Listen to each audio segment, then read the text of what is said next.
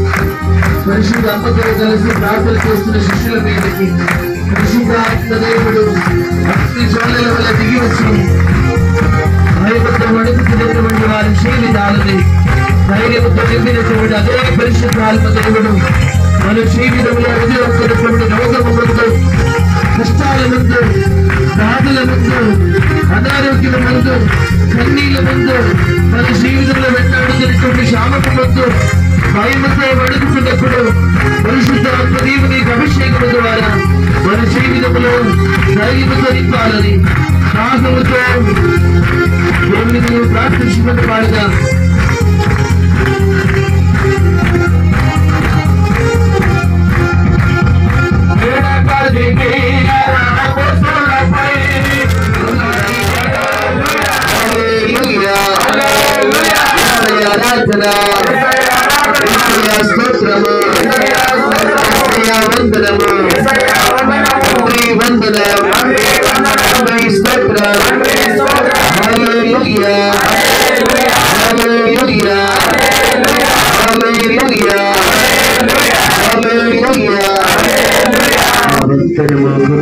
పూర్ణ శబ్దము మనము దేవుని ముందు సమర్పించి మనము శబ్దమెత్తి మన గుండెత్తి మనము స్తుతించుకుందాం.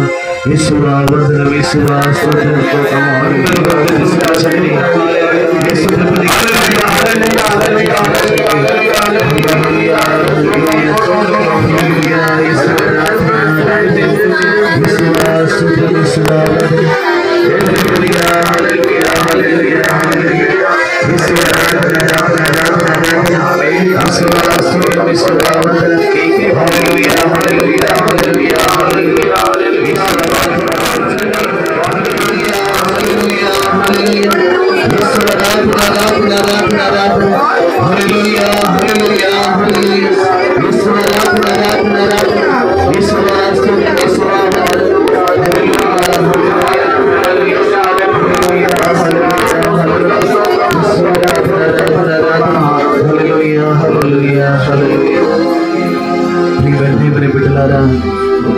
యేసు ప్రభువు పలికినటువంటి మాటలు